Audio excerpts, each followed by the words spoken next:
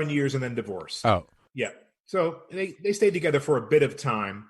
But I think my father became a bit of the playboy of the Western world, being in America, and I think that was very difficult for my mom to swallow. and where'd they end up? In New York? They ended up in New York. Funny story. I stayed at the Sun Young Moon Hotel, 34th Street. Was a Hilton hotel, but eventually Sun Young Moon, the Reverend. I remember Sun this. Young, Yeah, the Mooney Hotel. the Mooney Hotel, years before. So that's where I came to America on the QE2 on a boat and landed at 43rd Street and 12th Avenue. How old were you? I was 5 years old. Huh. So now coming back around to the vibrations. So your mother was a spiritualist from the Baptist tradition. But, as you got older, it sounds like that the life was sort of expansive and artistic and creative. So where did she land with the spiritualism that enables you to sort of do your searching without any being tethered to any Judeo-Christian tradition seemingly? I'm a mass confusion, Mark. I have to tell you. My feeling is that she was searching to be some kind of leader or teacher. So she obtained 2 different diplomas from mail order churches. And because she did this, I realized that she really wanted to be someone who kind of passed on a spiritual essence to people. And so I remember we eventually wound up in Westchester County in a place called Elmsford, New York, and she put a sign on the door that said, "A place of light continuing." And she would have little Sunday morning services for some of the neighbors. Right. And so I picked up the feeling from her of an alternative way to worship. I went to all Catholic schools as a boy. And was that your father's choice? What was that about? That was my mother's choice because she had 2 boys that were unwieldy, and she was concerned about teaching us how to be gentlemen. So she put us away in a military school. So you got a younger brother? I've got one older brother. Older brother. Okay. 1 year older than myself. Okay. So I went to a Catholic military school. Oh, my God. Yeah. And really wanted to get out of being beaten by the prefixes. I loved the military part of it. I loved marching, learned how to shoot, carry a gun, learned how to twirl the gun, the whole 9 yards. Put corners on my bed, spit shine shoes every day. But the one thing that saved me was I could get up at 5 a.m. and go prepare the mass for the priests.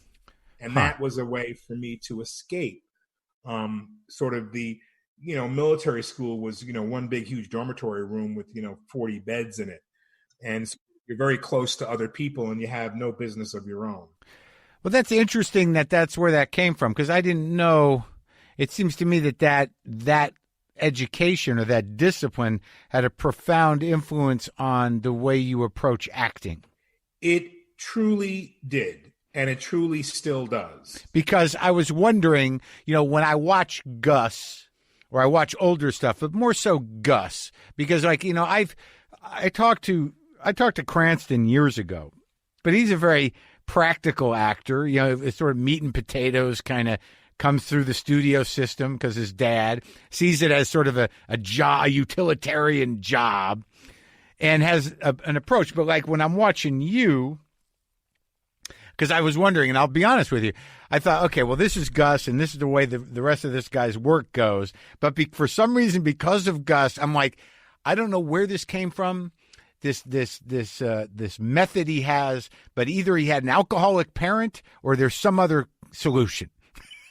Like, I didn't know where the control came from. So interesting. You're very astute, Mark. Look, my mother became a home storefront, house front reverend, probably to save her from her alcoholism. Oh, really? Okay. Yeah. So, she liked to kill her pain, and she used alcohol for that. And so you hit upon something there. My discipline in my life came from understanding that if I was disciplined, I would be able to do something more with my life. Right. And being a creative artist was a difficult thing back in the day when I was in New York, because see, when I shave all this off, I'm fairly light skinned. My brother's a little lighter than I am, but my name, Giancarlo Esposito, people wondered, they always wanted to place me as being Spanish. Not Sicilian? Not Sicilian, but that was acceptable to them. A black Italian wasn't really known. We had Franco Harris, football player who was mixed. So I had to find my place outside of all that. And I literally learned how to act black. I learned how to do the shuck and jive so I could get work, until I realized, well, what about who I really am? Right. Well, where does that play into what I do and who I am in this business? I remember shunning playing hoodlums for a long time. In the beginning, that's how I got work. I could pick up a Spanish accent and be, that was before Spanish actors were allowed to play themselves. And so that's how I picked up the Spanish and played into it. Learned some Spanish, picked up some Spanish, because I could play that character well, and I could play it in a threatening or non-threatening way. So I had to, shoehorn myself into the business. I was on Broadway at a young age, Mark. I did, 13 Broadway musicals back to back. When you were a kid? When I was a kid. I guess because your mother was an entertainer at one point, so the support was there.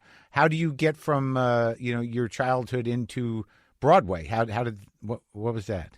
I went to audition for an agent, Ernestine McClendon. My mother wasn't getting any support financially from my father. There was pressure to make money.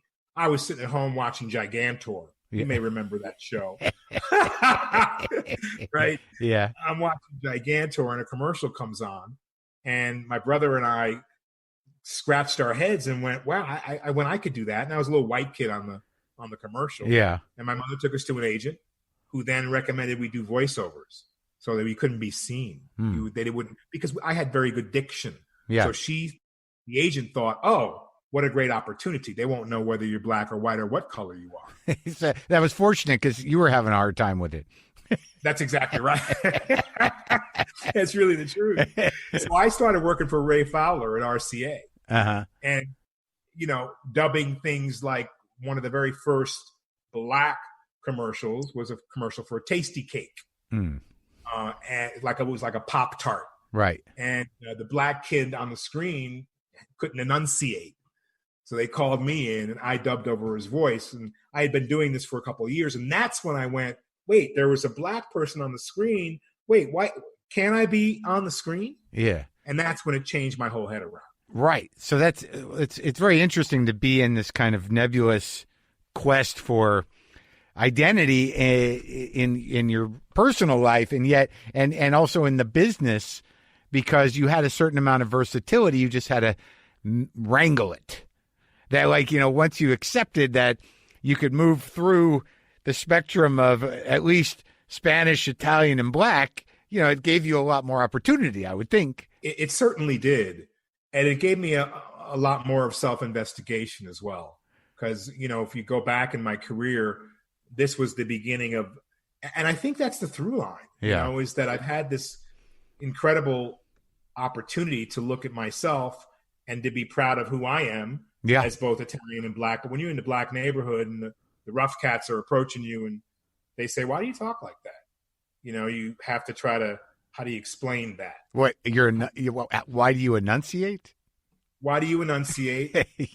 Why aren't you running on with your sentences? You're not hip, you're not cool, you're not you're not that guy that you kind of look like. So you're misrepresenting yourself. Yeah. And then I move on to go to an all Italian and black high school where none of the blacks accepted me. None of the whites accepted me. accepted me either. My best friend became a Jewish kid named Paul Budish, who it didn't matter what color I was. Although he would always mispronounce my name. He called me Giancarlo. Mal. And I say, why the mal, Paul? Well, look at your skin. Mal.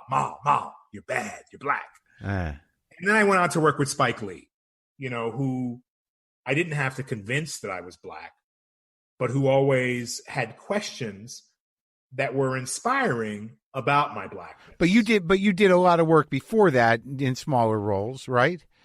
A ton of work. Yeah, where you did a range of black characters. Yes. But that's the interesting thing. I didn't realize you were in Taps until I saw that today. That movie was a very odd movie for a lot of young actors. Absolutely. A lot of people came out of there. I don't remember how big your part was, but at least you had some experience, probably more than the rest of them in military school. I did.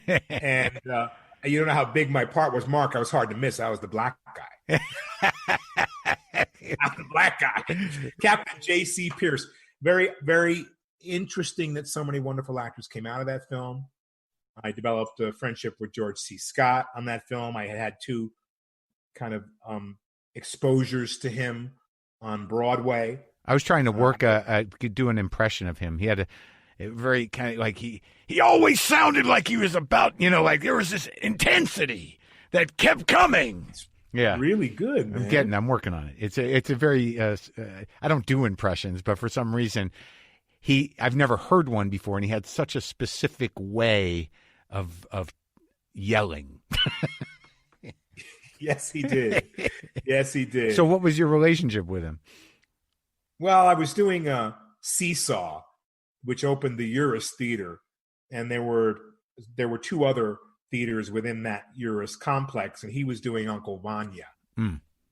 And so his play was rehearsing as was mine, and so during rehearsals we had to get a chance to go see his dress rehearsal, and then he came to see ours.